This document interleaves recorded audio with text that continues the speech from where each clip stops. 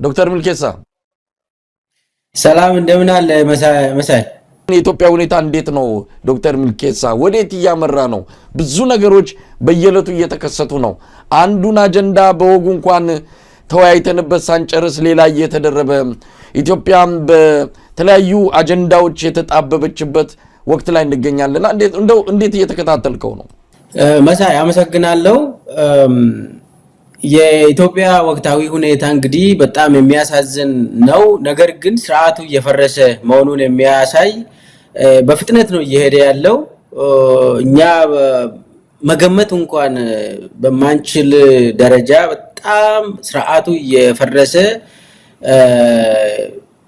መያዣ መጨበጫ አተው ብዙ ነገር እያደረገ ነው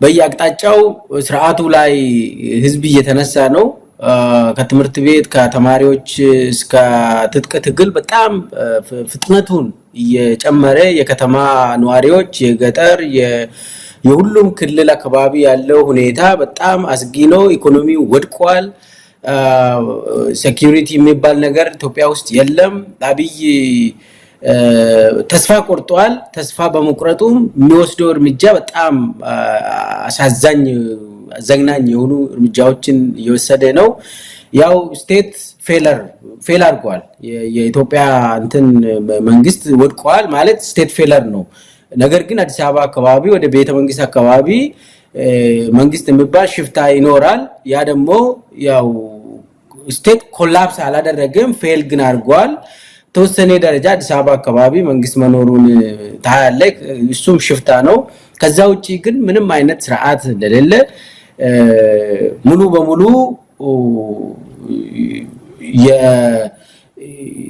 የህግ የሚባል የለም በአብይ ዘመን ድሮም የለም ነገር ግን ምናየው የሴኩሪቲ ሙሉ በሙሉ መውደቁ ኢኮኖሚው ሙሉ በሙሉ በመውደቁ ማህበረሰቡ ውስጥ እየተካሄደ ያለው ጉዳይ የሰብአዊ መብት ጥሰት በአማራ ክልል ባለፈው የሰማነው በኦሮሚያ ክልል እየሰማን ያለነው ሁሉም አካባቢ በቤንሻንጉል ጉሙዝ የምንሰማው ደቡብ ክልል የምንሰማው ሁሉም አቅጣጫ የምንሰማው በጣም ዘግናኝ ነገሮች ናቸው አጠቃላይ የስርዓቱ ውስጥም ተዳክሟል even መከላከያ ሰራዊት ራሱ ውስጥ የምንሰማው በጣም የፈረሰ ነው ተስፋ ቆርጧል ለምን አብይ ባይዘው ውጭ ያየ ነው የምንሰማው ነገር ውጭ ያየ ነው ማለት ለመጥፋት ነው አብይ እንግዲህ ቆይቷል ዩኤኢ እንደ ቤተ መንግስት አይነት መስራት ከጀመረው አቡዳቢ ላይ ነው እየሰራ ያለው የራሱ ሲጣፋ የሚኖርበት ያው ወርቅ ያከማቸ ያለበትም ዛው ነው እንደ አብይ ወደ ስልጣን ከመጣ ወዲህ ከዩኤኢ ጋር ግንኙነታቸው ይታወቃል የዩኤኢ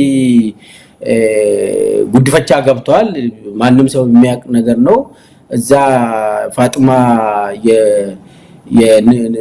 የንጉሱ የዩኤኢ ንጉስ ሮያል ፋሚሊ ፋጥማ ምትባል ያሁኑ የዩኤኢ ፕሬዝዳንት እናት ፋጥማ ትባላለች እና የፋጥማ ልጅ ነው አብያው በጉድፈቻ እዛ ይገባ እና እዛ ቤት እየሰራም ስለሆነ ውጭ እያየ ነው እና ምንድነው ስርዓቱ ከእጁ አመልጧል ሙሉ በሙሉ አመልጧል አሁን እያደረገ ያለው የሆነ የአጥፍቶ መጥፋት ነገር ነው መጨረሻ ላይ ሰው እንደዚህ አይነት ሰው እኔ አይቼ ማለቅም እኔ ካልበላው ማንንም ሰው አይበላም ሳርዶ አይብቀል እንደ አህያ ያለችው ነገር እና እንደዛ ያደረገ ነው አጠቃላይ እኔ ያለው ኢትዮጵያ እንደ ሀገር በጣም አደጋ ውስጥ ገብታለች ነገር ግን ህዝቡ ደግሞ ንቃቱ በጣም ተስፋ የሚሰጥ ሁሉም ቦታ አብይን አንቆ ለመያዝ ዝግጅት ላይ ያለው የከተማ ንቅናቄ ሊጀመር ጫፍ ላይ የደረሰ ያለው በመሆኑ ታየንም በተመለከተ ከዚሁ ጋር ይያያዛል እንመጣበታለን። ታየ ላይ ለምንድነው አብይ ጨከነ ወይ ደግሞ ለምንድነው ታየን የፈራ ብለህ ከጠየቀኝ ከዚሁ ጋር ይያያዛል። ወደዛ መጣለው ሚልኬሳ ብዙ ነገርን በአንድ ጊዜ አነሳና እንደው የቱን እንደምተው አላቅም።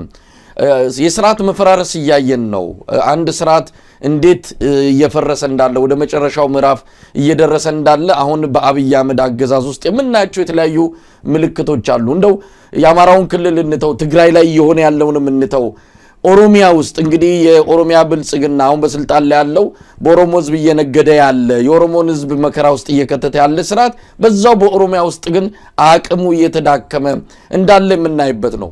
ሰሞኑን ከእስር ቤት አካባቢ የምንሰማው በብዙ መቶዎች የሚቆጠሩ የኦሮሚያ ብልጽግና የወረዳና የዞን አባላት እየታሰሩ ነው። ምክንያቱ ደግሞ ቀደም ሲል ከተከስከው ጋር ነው። አብይ ሊቀጥል አይችልም። ከሚቀጥለው ስርዓት ጋር ከሚቀጥሉ ኃይል ይዘው ከሚመጡት ጋር ብንነጋገር ይሻላል የሚል ነውና አብይ አህመድ በአሁን ሰዓት በውስጠ መረጃ አማካኝነት የራሱን አባላት እየበላ ነው ያለው፣ እያሰረ ነው ያለው። እስር ቤቶች ሞልተዋል። ኦሮሚያ ምን እየሆነ ነው ያለው? እንደው ሚልኬሳ ኦሮሚያ እንግዲህ አብይ ከኦፒዲዮ ነው የተመረጠው። ከዚህ ጋር ተያይዘው ለተወሰነ ጊዜ የኦሮሚያ ሰው ነው ስለዚህ እሱን እንደግፍ የሚባል አርጊመንቶች ነበሩ። ነገር ግን በሂደት መጀመሪያው ጦርነት ኦሮሚያ ላይ አወጀ። ከዛ በኋላ ሰው እንደው ታጣቂዎች ናቸው ያበላሹት፣ አብይ እኮ የኛው ልጅ ነው ያባገዳ ልጅ ነው ምናምን እየተባለ ብዙ ተወራ። ከዛ ቀስ እየተባለ ቀስ በቀስ በጣም ፋሽስታዊ በሆነ አካሄድ የሰው ልጅ እንደ በቃ የሰው ልጅ እንደ አውሬ ተጫወተበት አብይ። አንድ በአንድ ይሄ ነገር አየን። በኋላ ስርዓቱ ውስጥ ገባይ የብልጽግና ስርዓት ውስጥ ለምሳሌ አሁን መጀመሪያ እኔ ወጣው ነለማ ተበላ ሁላችንም ከዛ ወጣን፣ ታየም ወጣ። ከዛ በኋላ ደና የሆኑ ነፍስ ያላቸው ሰዎች ሁሉ አንድ በአንድ ወጡ። ከዛ በኋላ ደግሞ ሂዶ ምን ሆነ? ሞት በየቤቱ ደረሰ፣ ቀብር በየቤቱ ደረሰ። ይሄ ሰው መረሸን ምናምን በየቤቱ ሚሊሻ በቀጥታ ሰውን እንዲገል ተደረገ። ፍርድ ቤት የሚባል ነገር ቆመ። ይሄ ሁሉም ቤት ደረሰ። አሁን ባለፈው አሁን ሂዶ የደረሰ የክልል ካቢኔ አባል ወንድም ሁሉ ተገሏል። ለምሳሌ አሁን ባለፈው 2 ሳምንት አካባቢ ይመስለኛል የኦሮሚያ ትምህርት ቢሮ ኃላፊ ቶላ በሪሶ የሱ ወንድም መቂ ምስራቅ ሸዋ ላይ የሱ ወንድም በሚሊሻ ነው የተገደለ እና የካቢኔ የክልል ካቢኔ ቤትም ደረሰ። የይልማ መርዳሳ ወንድምም ማን እንደገደለ አይታወቅም፣ ታስሮ የሆነ ግሩፕ አስሮት ገሏል አላቅም፣ ብቻ ግን ተወስዷል። ሁሉም ቤት ደርሷል። ሰውማ አፍኖ ገንዘብ መጠየቅ ምናምን ይሄ ስርዓቱ ወድቆ ሁሉም ቤት እያንኳኳ ስለሆነ ኦሮሚያ ውስጥ አይ ቲንክ አብይ ተቀባይነቱ ሁሉም ዜሮ ነው። አሁን ማን ነው የሚደግፈው አብይን? ሸገር የምትባል ከተማ አለች። መሬቷን የሚቸበችቡ የብልጽግና ደጋፊዎች አሉ። ባለሀብት የሚባሉ አሉ እና በአቋራጭ ሚሊዮነር የሆኑ አሉ። እነ ጉደታ ገላልቻ አይነት ማለት ነው። የአፍሮ ጽዮን ዋና ሲኢኦ ያው አፍሮ ጽዮን የሽመልስ አብዲሳና የዝናሽ ታያቸው ነው። ጉደታ ገላልቻ ደግሞ በበላይነት የሚመራ ቢሊዮነር ነው። አሁን ፓርላማ አባል ነው ጉደታ። እንግዲህ ጉዳታ ጓደኛዬ ስለሆነ ነው ስሙንም የሚያነሳ ጓደኛዬ ነበር። ሻይ እንኳን ለኔ መግዛት አይችልም ነበር ከ7-8 ዓመት በፊት እና አሁን ዛሬ የሽመልስ ሚንዜም ነው እነሱ አዲሱ አረጋና ጉዳታ ገላልቻ ናቸው የሽመልስ አብዲሳ ሚንዜ። ዛሬ አሁን እነሱ ሚሊዮነሮች ናቸው እና እነኚህ ናቸው የሥርዓቱ ዋናው እንትን ሆኖ ሥርዓቱን ይዞ የሚሄዱ ግድያዎችን የሚያስፈጽሙ ኦሮሞን የሚከፋፍሉ ኦሮሞን ከሌሎች ወንድም እህት ህዝቦች ጋር የሚያባሉ እንደዛ አይነት ሥርዓት እንትን የሚያደርጉት ለአብይ እንደዚህ አይነት ሰዎች ናቸው እንጂ ኦሮሞ ተቃጥሏል። ኦሮሞ እንደዚህ አይነት ሥርዓት አይቶ ማቅም ህፃን ልጅ ተደፍራለች ኦሮሚያ ውስጥ እርጉዝ ሴት ተረሽናለች ጉጂ ሸዋ ውስጥ ወለጋ ውስጥ አርሲ ውስጥ ሬሳ ጭነው አስጭነው አብይ አህመድ የሚባል አውሬ አሳይቷል ለህዝብ ማህበረሰቡ ባህሉን እንዲተው አድርጓል።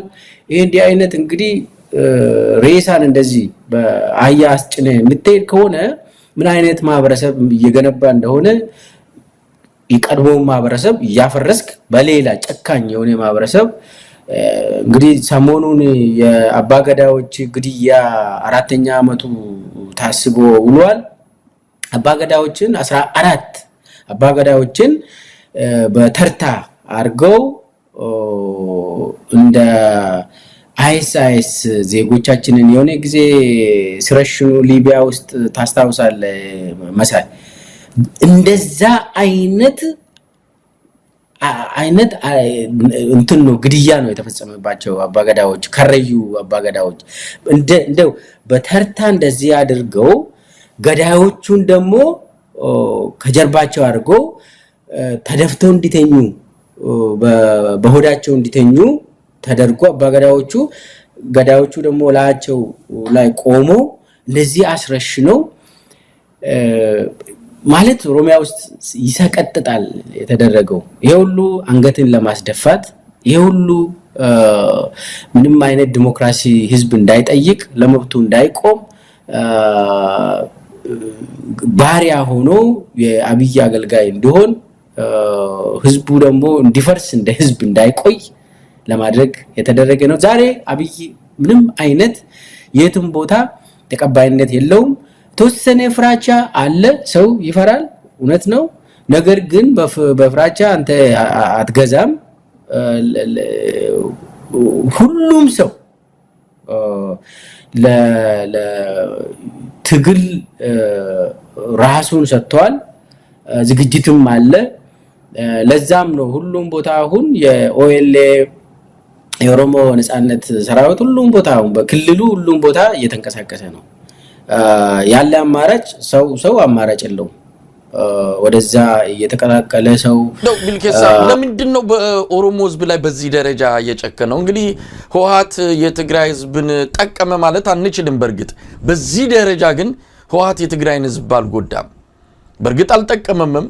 የትግራይ ህዝብ ህወሓት ከሄደ በኋላ ምን ያህል ጉዳት እንደደረሰበት አሁን በሰፊው የምናይበትና የምንመሰክርበት ሁኔታ ነው የተፈጠረው። ነገር ግን በእንደዚህ አይነት ጭካኔ የገዛ ህዝቡን ለኦሮሞ ህዝብ ነው የቆምኩት፣ ኦሮሞ አለፈለት፣ ከዚህ ያህል ጊዜ በኋላ የእናንተ ልጆች ናቸው ቤተ መንግስት ያሉት እያሉ እየተናገሩ ከማንም ባልተናነሰ ሁኔታ አንዳንዴም በከፋ መልኩ የኦሮሞ ህዝብ ነው በዚህ ስርዓት እየተጨቆነ ያለው እየተገደለ ያለው። ለምን ይመስላል ዶክተር ሚልኬሳ?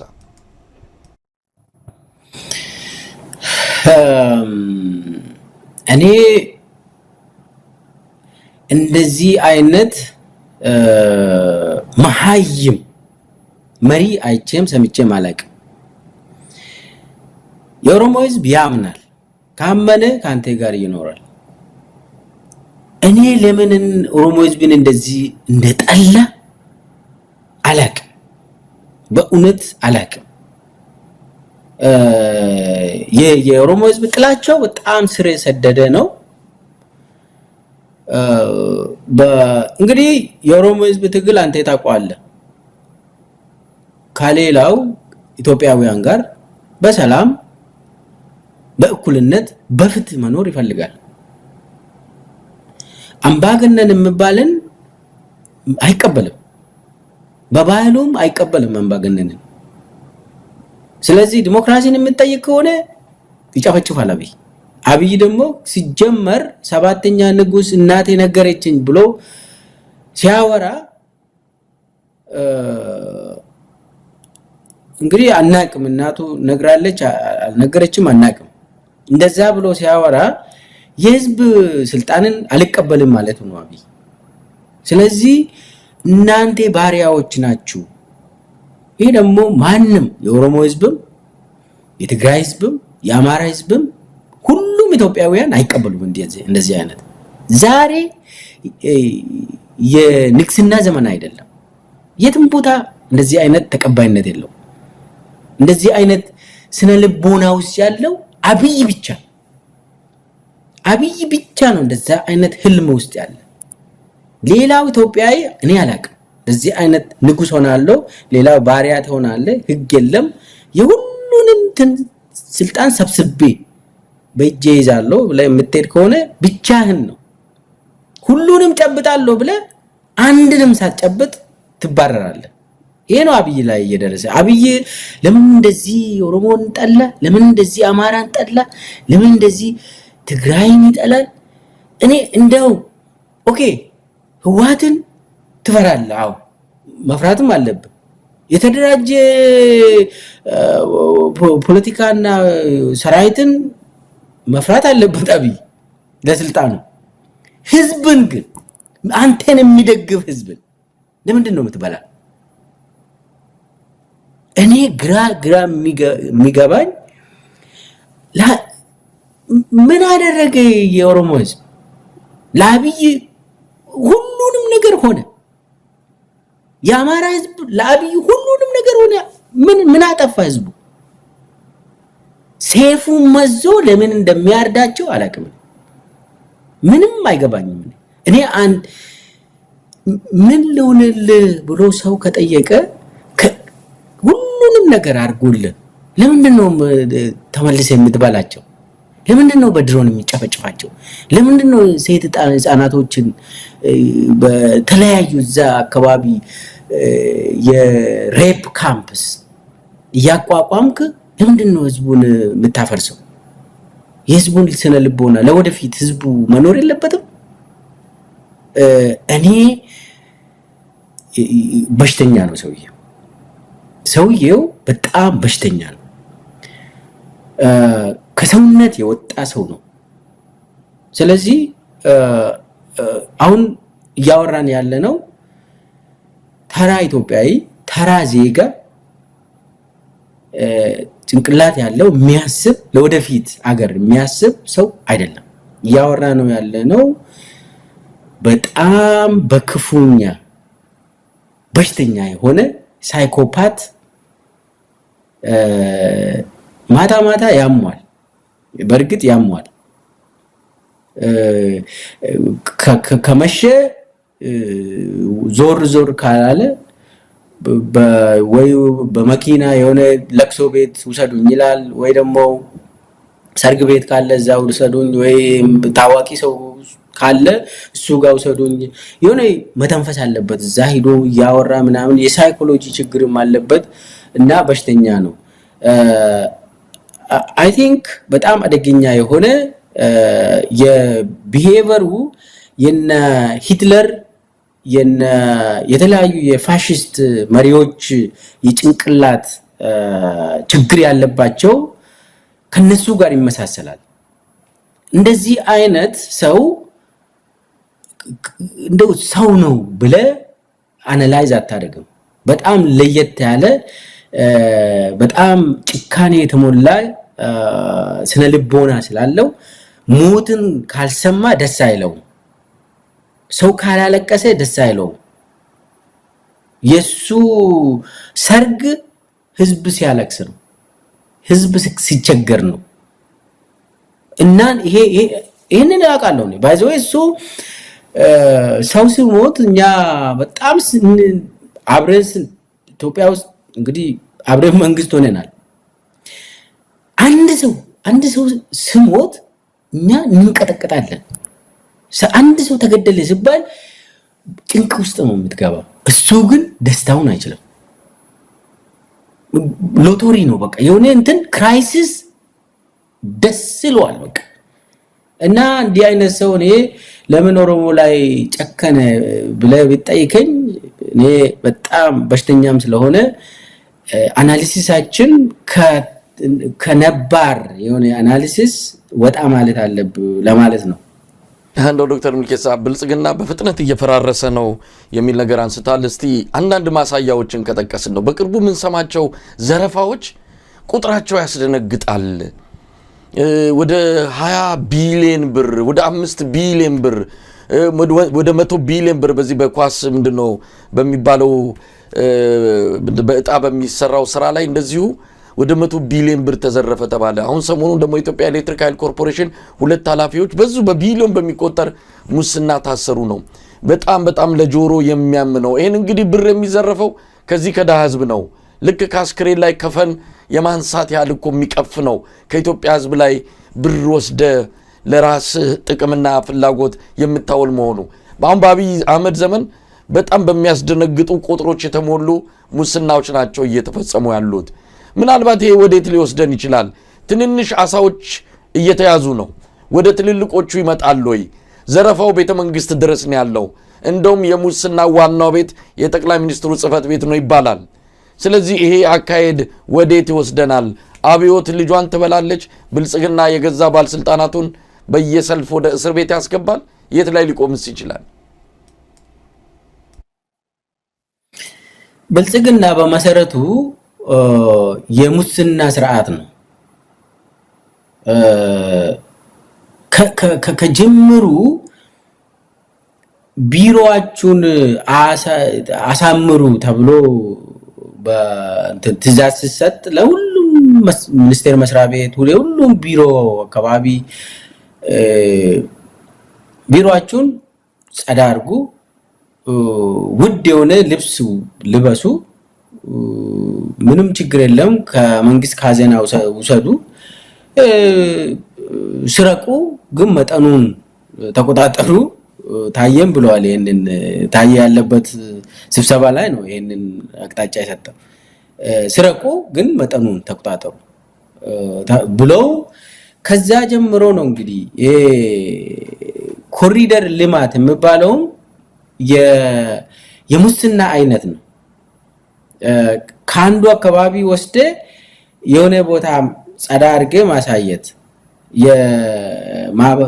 እናቶችን ከከተማ አባረ ለራስ አጸድተ እዛ ወክ ትሄዳለ። አሁን አብይ ፒያሳ አካባቢ ማታ ወክ ይሄዳል ከደመላሽ ገብረ ሚካኤል ጋር ሲበሳጭ ምናምን እንደዚህ ወክ ይሄዳል። ልጆች ያሉ ይነግሩናል። እና ማንን ነው ያባረረው? ከዛ ዳዎችን ነው ያባረረው። ምን እያደረገ ነው? መዝናኛ፣ የራሱ መዝናኛ። ይሄ የሌብነት ስርዓት ነው። በጣም አይን ያፈጠጠ የሙስና አይነት ነው። አሁን አንዳንዴ ከተማው አማረች ምናምን ለማ እና እሱን ነው እንግዲህ ይሄ ትልልቅ አሳዎች ይታሰራሉ ወይ? መታሰር ካለበትማ ቁጥር 1 የኢትዮጵያ ሌባ ዘራፊ አብይ አህመድ ነው። ቁጥር 1 እሱ ዝም ብሎ ይሄ በሚሊዮን ብቻ አይደለም የሚሰርቀው፣ በቢሊዮን። ልንገሪ መጀመሪያ ወደ ስልጣን ሲመጣ ታስታውስ እንደሆነ ዩኤዎች ወደ 2 ቢሊዮን 3 ቢሊዮን ድጋፍ ሰጡ።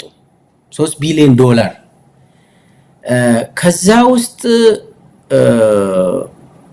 1 ቢሊዮን በሻንጣ ነው የወሰደ አብይ። በሻንጣ 1 ቢሊዮን ወስዶ የት ነው ያስቀመጠው? ለብሔራዊ ባንክ ምናምን ይሄ ፋይናንስ ሚኒስቴር አያውቅም፣ ለነሱ አላሳየም። የግል የራሱ ሰዎች አለው አብይ የሚያስቀምጥበት ቦታ በሻንጣ ብዙ አሁን እዚህ አሜሪካ